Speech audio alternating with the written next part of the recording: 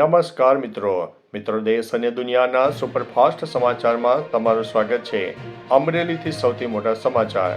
અમરેલીમાં ચણાના પાક પર સુકારો અને ઈયળનો પ્રકોપ।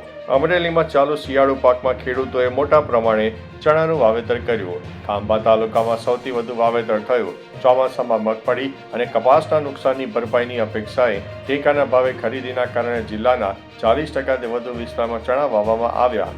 જોકે હાલ ચણાના પાક પર સુકારો રોગ અને લીલી ઈયળનો ઉપદ્રવ વધતા ખેડૂતોમાં પાક નિષ્ફળ જવાની ભીતિ સેવાઈ રહી છે।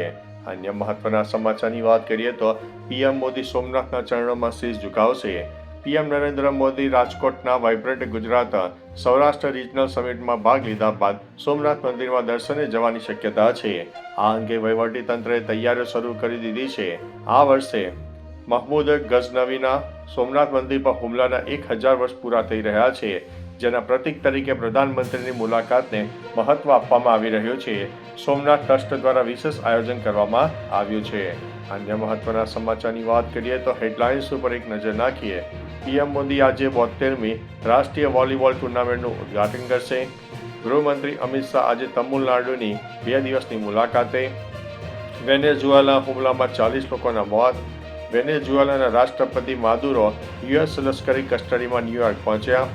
વેનેઝુએલામાં યુએસ કાર્યવાહી પર આજે યુએનએસસીની બેઠકનું આયોજન છે। અન્ય મહત્વના સમાચારની વાત કરીએ તો ઓ બાપરે, ભારતને 52,976 કરોડનું નુકસાન। ભારતમાં સાયબર ગુનાઓ ચિંતાજનક રીતે વધી રહ્યા છે। 14Cના અહેવાલ મુજબ છેલ્લા 6 વર્ષમાં ભારતીયોને સાયબર ફ્રોડ દ્વારા 52,976 કરોડનું જંગી નુકસાન થયું છે।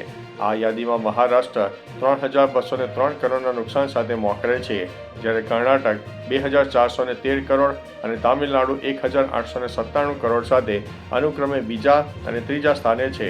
લોકોને નાણાકીય સુરક્ષા માટે વધુ સતર્ક રહેવાની જરૂરિયાત પર આ રિપોર્ટ ઉપર ભાર મુકાશે।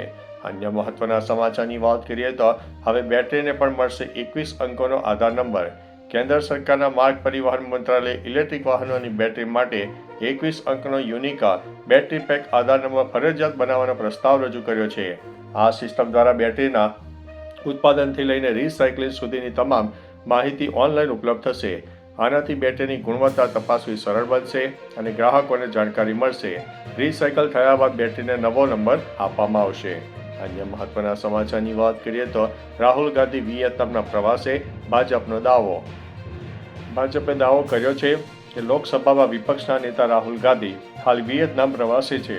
ભાજપ પ્રવક્તા સુધાંશુ ત્રિવેદીએ ગંભીર આરોપ લગાવતા કહ્યું છે કે રાહુલ ગાંધી વિદેશ જઈને ભારત વિરોધી તત્વોના મહેમાન બનીને દેશ વિરુદ્ધ ઝેર ઓકી રહ્યા છે।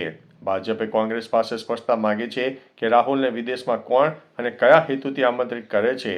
અત્યાર સુધી આ મામલે કોંગ્રેસ તરફથી કોઈ સત્તાવાર પ્રક્રિયા સામે આવી નથી। અન્ય મહત્વના સમાચારની વાત કરીએ તો મારા મિત્રને છોડી દો, નહીં તો વિશ્વ યુદ્ધ થશે।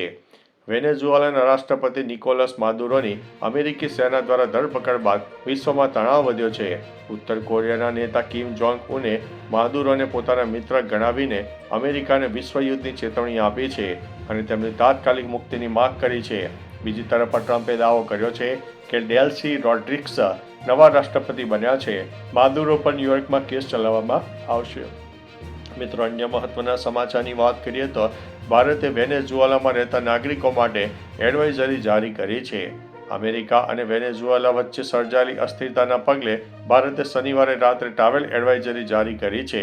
વિદેશ મંત્રાલયે ભારતીય નાગરિકોને હાલ વેનેઝુએલાનો પ્રવાસ ટાળવા અને ત્યાં રહેતા 80 જેટલા ભારતીયોને સાવધ રહેવા સૂચના આપી છે।